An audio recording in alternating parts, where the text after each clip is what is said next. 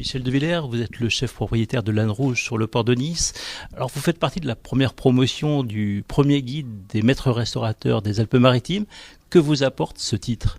Alors, ce premier titre m'a apporté d'avoir une vigilance au niveau de la qualité des produits frais, de qualité, transformés sur place. Ce qui me paraissait pour moi essentiel de faire comprendre à ma clientèle qu'aujourd'hui, devant la diversité et devant la facilité d'acheter tout prêt et de plus transformer, de différencier mon établissement, l'Âne Rouge, sur la qualité des produits, le service, tout l'ensemble de ma structure en fait. Le fait que ce soit une distinction officielle décernée après un audit, c'est important pour vous ? Ah oui, c'est important. On reconnaît la qualité du travail de l'artisan, je dirais restaurateur, ce qui apporte quelque chose qui concrétise le travail d'un professionnel. On est les seuls à être connus par la préfecture et surtout, ce qui me semble essentiel et primordial, c'est d'apporter la différence entre les produits travaillés sur place et les produits achetés ou semi-élaborés. Le fait maison, c'est quelque chose d'essentiel maintenant, alors que se multiplient les restaurants qui servent en fait des plats préparés industriellement. Tout à fait, tout à fait. Il faut faire comprendre aux gens qu'il y a une différence de goût. La concurrence n'est pas chez le voisin, c'est d'avoir une habitude de goût amenée par les industriels. Et des fois, les clients ne comprennent plus que le vrai goût apporté par un produit simple et travaillé sur place ne peut pas avoir le même goût que d'un goût industriel fait à grosse quantité.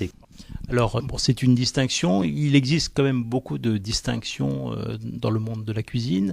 Les étoiles Michelin, bien sûr, vous en avez eu une. Il y a aussi les maîtres cuisiniers, là, les maîtres restaurateurs. C'est pas un peu beaucoup ? Est-ce que le public ne risque pas de s'y perdre ? Le problème, c'est que le grand public risque de se perdre. Bon, il ne faut pas confondre les associations et un diplôme reconnu par l'État, par la préfecture, ce qui est complètement différent, quoi. Une association, même si elle est sélective, même si elle a une notoriété en France et dans le monde, ça reste une association.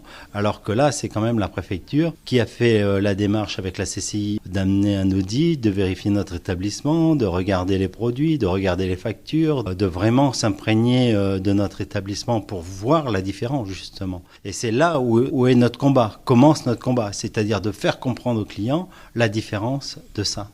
L'obtention du titre, du label maître restaurateur donne droit aussi à un crédit d'impôt pour permettre de financer certains travaux d'amélioration de l'établissement. C'est important pour vous ? C'est ce que j'ai fait les premières années. En fait, j'ai transformé mon établissement, j'ai amélioré la qualité de mon mobilier, de ma cuisine, justement grâce à ce crédit d'impôt. Il y a un autre sujet d'actualité qui concerne la restauration, c'est la prochaine hausse de la TVA. Quel est votre sentiment sur ce passage de 7 à 10% donc, qui est annoncé ?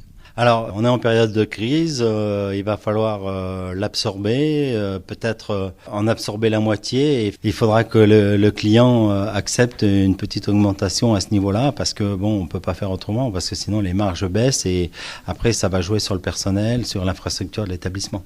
Comment se porte la restauration aujourd'hui ? C'est toujours difficile ? C'est difficile, c'est-à-dire que la consommation, on sent que les clients ont envie de consommer, mais ils veulent consommer différemment, à petit prix, qualité, rapport qualité-prix. Et c'est là où la qualité du maître restaurateur peut faire la différence, parce que si le client comprend qu'on transforme nous-mêmes nos produits de qualité à un prix raisonnable et raisonné, on peut faire la différence avec les autres établissements. Le salut de la restauration passe par la qualité. Ah oui, tout à fait. Je suis 100% convaincu qu'il faut se battre pour le produit. Vous savez, on est des passionnés, on aime ce qu'on fait. Le matin, quand on va au marché, on se retrouve une poignée de figues, je dirais, pour faire le marché. Pourquoi ? Parce que c'est là notre épine dorsale de choisir notre produit, de savoir à qui on a affaire, pourquoi on l'achète chez lui et pas plutôt chez un autre. Et c'est ce qui fait la différence, c'est ce que le client doit comprendre.